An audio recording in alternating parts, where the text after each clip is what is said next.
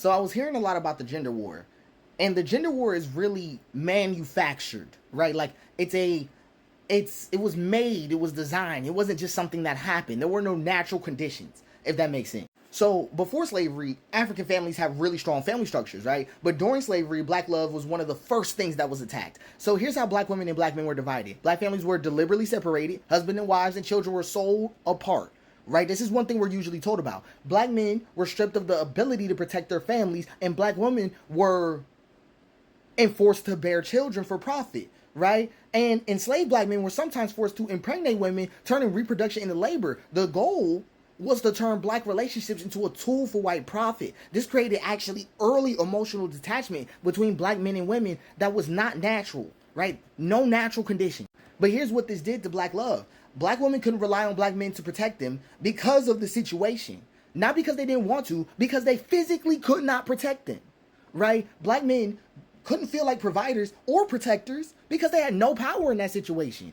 Black children grew up without stable family structures, creating generational trauma. This is literally the breakdown of the first phase of breaking black love as a concept by turning relationships into a system of economic control. That's why economics can play into it so much right now, because of this shift.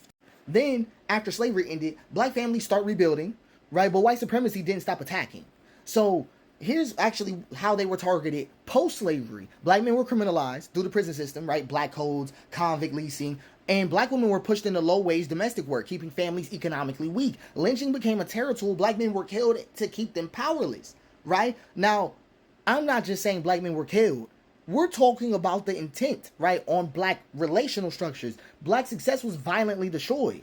So Tulsa, Rosewood, Wilmington, right? Destruction.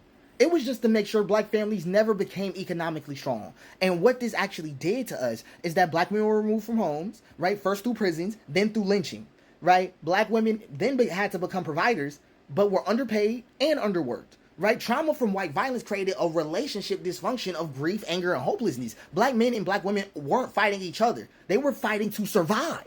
But the system still made it look like they were failing each other. And this is actually something you're going to keep hearing repeated over and over, right? But by the 1960s, we get new policies to target black families, right? So here's how the welfare system, right, that was actually made to kind of address America's poverty problem, I don't know why they were pretending like they were just trying to do that, because I'm about to read it out to you. Housing and welfare benefits were given to black women only if there were no man in the home. That is a big deal, okay? And the war on drugs put black men in prison, removing them from their families. The government created a cycle where black men were economically unstable, forcing black women to rely on the state. Okay, now, hear this. Who caused that? The state. To break up black families yet again. We cannot let the shortness of our memory make our oppression longer. That cannot happen. So the economic and emotional connection between black men and women were actually damaged. Black women were literally forced to choose between survival and their man. Black men were locked out of the home, making them feel useless, right? Resentment grew. Black men felt unwanted and black women felt unsupported. Okay, this is the second major attack on black love, making sure economic survival depended on separation. That is something deeply unnatural and did not happen to other communities. That is something manufactured. So I'm still locked in. I'm still locked in though. The black men removed from homes, the media actually steps in to control the narrative of black love, right? So here's how the media created what I consider to be the modern gender war. Black women were praised for being independent, but also being told black men were useless. Who took black men at the home? Black men were shown to be as irresponsible fathers, criminals, or weak, right? Movies, music, TV reinforced the idea that black love was dysfunctional, right? I just talked to you about decades of damage. Decades. And we was watching TV believing this. Rappers started pushing misogyny, making black women feel unwanted, projecting their resentment.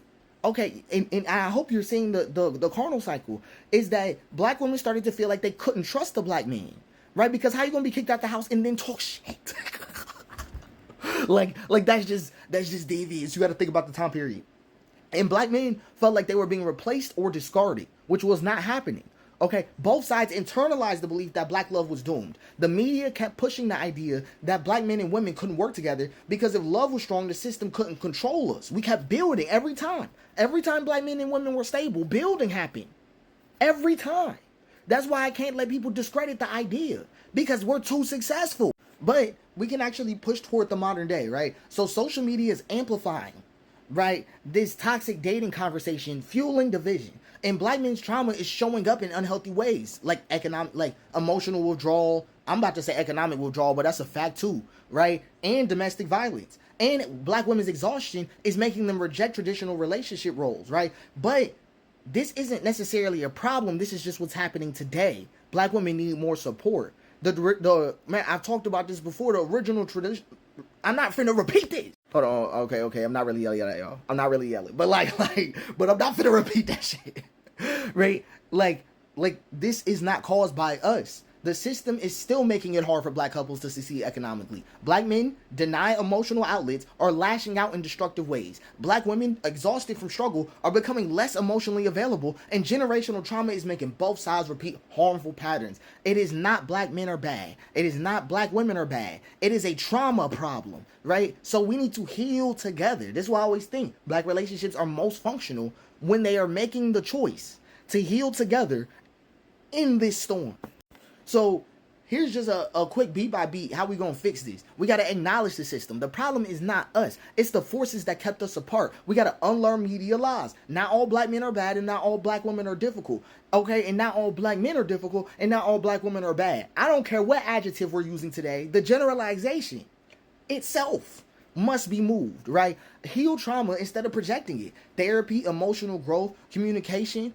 This is why hypermasculinity and things like this come off ridiculous, because instead of taking that time to ask yourself the question, you are in my face. You have to get that, right? And we need to stop engaging in the gender war, right? Because social media arguments don't functionally solve anything. This is why we need to develop more natural structures. Even in the model I proposed, even in that, it's really just about acknowledging and addressing where we are. That's all anybody needs to do. The black love is not broken. We were taught that it was, institutionalized that it was, shown, right, on TV, right, by white people and by black people who decided to project their trauma on my TV, right? So we need to just stop. The moment we stop fighting each other, right, the same type of force, the same thing we all believe in, really comes back every time. It's too consistent. Black people build together too efficiently for me. You get the point. You get the point.